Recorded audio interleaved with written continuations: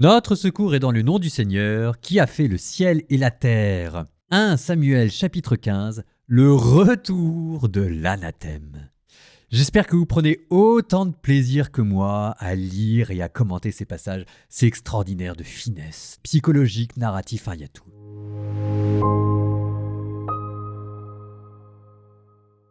Samuel dit à Saül, « C'est moi que le Seigneur a envoyé pour te donner l'onction comme roi sur son peuple, sur Israël. Et maintenant, écoute la voix, écoute les paroles du Seigneur. Ainsi parle le Seigneur des armées. Je vais demander compte à Amalek de ce qu'il a fait à Israël en lui barrant la route lorsqu'il montait d'Égypte. Maintenant donc, va, tu frapperas Amalek, et vous devrez vouer à l'anathème tout ce qui lui appartient. Tu ne l'épargneras pas, tu mettras tout à mort, l'homme comme la femme, l'enfant comme le nourrisson, le bœuf comme le mouton, le chameau comme l'âne. » Saül convoqua le peuple et le passa en revue à Télaïm. Il y avait 200 000 fantassins, et en plus 10 000 hommes de Juda. Parvenu à la ville d'Amalek, Saül se mit en embuscade dans le lit du torrent. Il dit aux Kénites, « Allez, écartez-vous, sortez du milieu des Amalécites, de peur que je ne vous traite comme eux, alors que vous avez agi avec fidélité envers tous les fils d'Israël quand ils montaient d'Égypte. » Et les Kénites s'écartèrent du milieu d'Amalek. Saül frappa Amalek depuis Havila jusqu'à l'entrée de Chour qui est en face de l'Égypte. Il captura vivant Agag, le roi d'Amalek, et voua à l'anathème tout le peuple qu'il passa au fil de l'épée. Mais Saül et le peuple épargnèrent Agag, ainsi que le meilleur du petit et du gros bétail, les bêtes grasses, les agneaux et tout ce qu'il y avait de bon. Ils ne voulurent pas les vouer à l'anathème. Par contre, tout ce qui était sans valeur et de mauvaise qualité, c'est ça qu'ils vouèrent à l'anathème. La parole du Seigneur fut adressée à Samuel. « Je me repens d'avoir fait régner Saül comme roi, car il s'est détourné de moi et n'a pas accompli mes paroles. » Alors Samuel fut bouleversé et cria vers le Seigneur toute la nuit. Samuel se leva de bon matin pour rencontrer Saül. On vint lui annoncer. Saül est allé au village de Carmel, il s'est dressé une stèle, il a fait demi-tour et, poussant plus loin, il est descendu à Gilgal. Samuel arriva auprès de Saül et Saül lui dit « Sois béni du Seigneur, j'ai accompli la parole du Seigneur. » Samuel lui dit « Et quels sont ces bêlements qui frappent mes oreilles et ces beuglements que j'entends ?» Saül répondit « On a ramené ces animaux de chez les Amalécites. C'est que le peuple a épargné le meilleur du petit et du gros bétail en vue de le sacrifier au nom de ton Dieu. Et ce qui resterait, nous l'avons voué à l'anathème. » Samuel dit à Saül, « Assez, je vais t'apprendre ce que le Seigneur m'a dit pendant la nuit. » Saül lui dit, « Parle. » Alors Samuel déclara, « Toi qui reconnaissais ta petitesse, n'es-tu pas devenu le chef des tribus d'Israël puisque le Seigneur t'a donné l'onction comme roi sur Israël? Il t'a envoyé en campagne et t'a donné cet ordre. Va et voue à l'anathème ces impies d'Amalécites, fais-leur la guerre jusqu'à l'extermination. Pourquoi n'as-tu pas obéi à la voix du Seigneur? Pourquoi t'es-tu jeté sur le butin?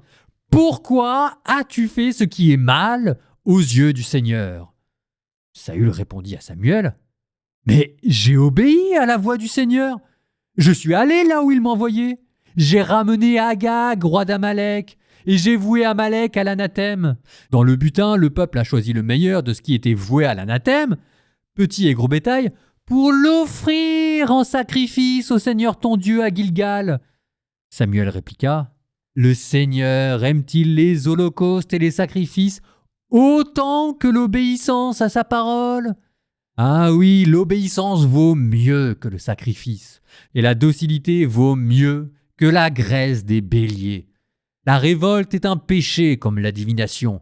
La rébellion est une faute comme la consultation des idoles.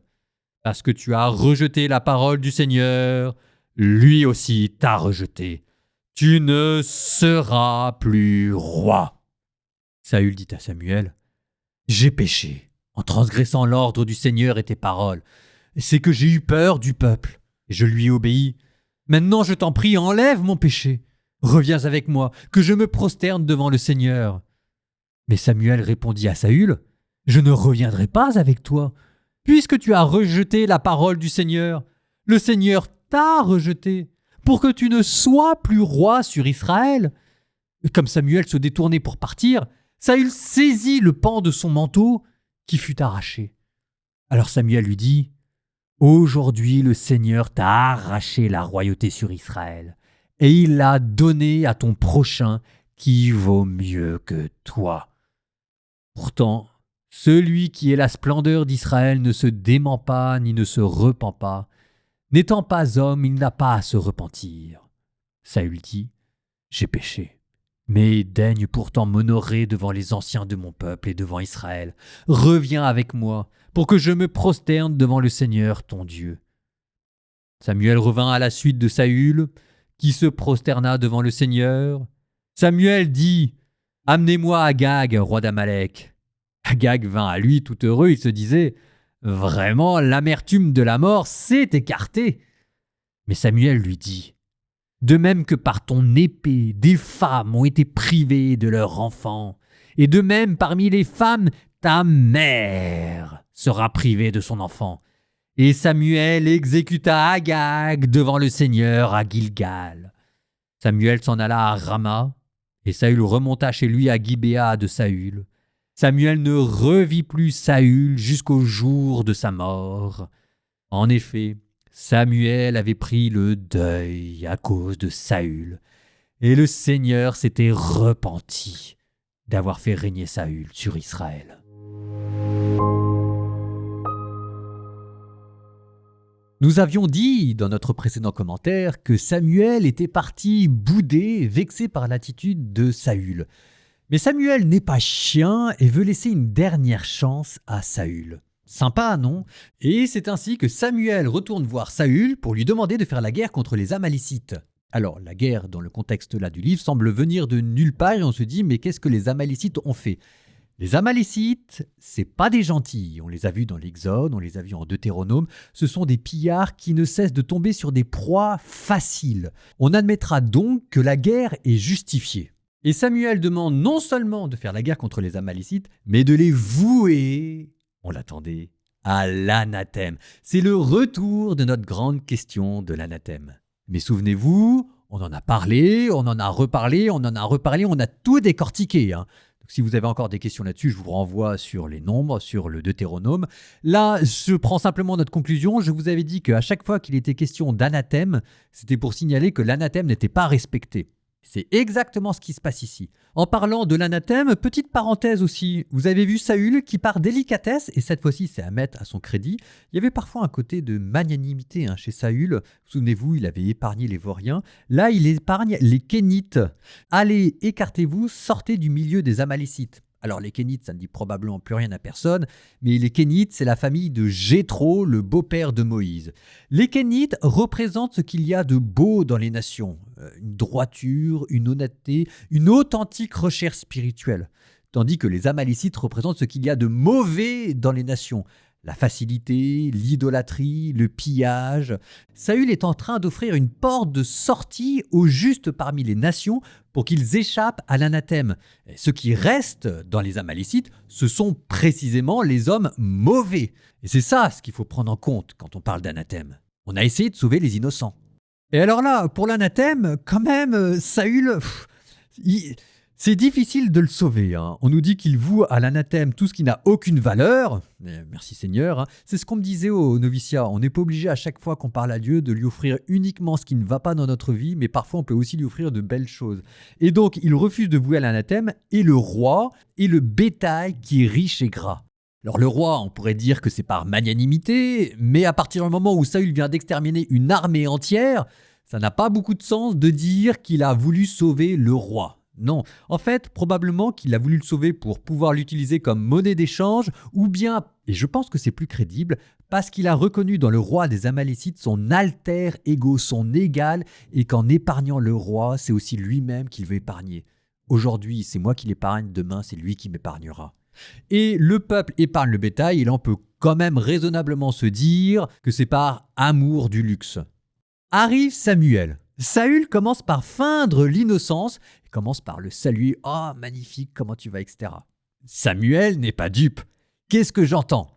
Changement de tactique de Saül. Ah oui, ça j'ai oublié de te le dire, mais ne t'inquiète pas, c'est le bétail et le roi qu'on va offrir en anathème et en sacrifice. Non, il va pas nous la faire. Pas à nous. Non, quand même, Saül. D'autant plus que Saül, c'est toujours la même chose, n'a pas le droit d'offrir des sacrifices, ni lui, ni le peuple. Donc la raison pour laquelle il a perdu la royauté, il a toujours pas compris. D'où la réponse de Samuel. Est-ce que les holocaustes, c'est ça ce que Dieu aime? C'est plutôt l'obéissance à sa parole, et tout le reste, ce n'est que de l'idolâtrie et de la superstition. Je cite: la révolte est un péché comme la divination, la rébellion est une faute comme la consultation des idoles. Et quitte à spoiler, Saül terminera jusque-là. En tout cas, vous avez pu admirer au passage ce que l'on appelle le démon de la justification. Comment, alors même que souvent nous sommes pris en flagrant délit, nous arrivons à retourner la situation pour essayer de nous justifier. Bien souvent, nous ne sommes pas meilleurs que Saül. Et d'ailleurs, Saül pousse quand même... Saül fait amende honorable. Verset 24. « J'ai péché en transgressant l'ordre du Seigneur et tes paroles. C'est parce que j'ai eu peur du peuple et que je lui ai obéi. » On dit, enfin, il avoue, il admet, on va peut-être pouvoir lui pardonner.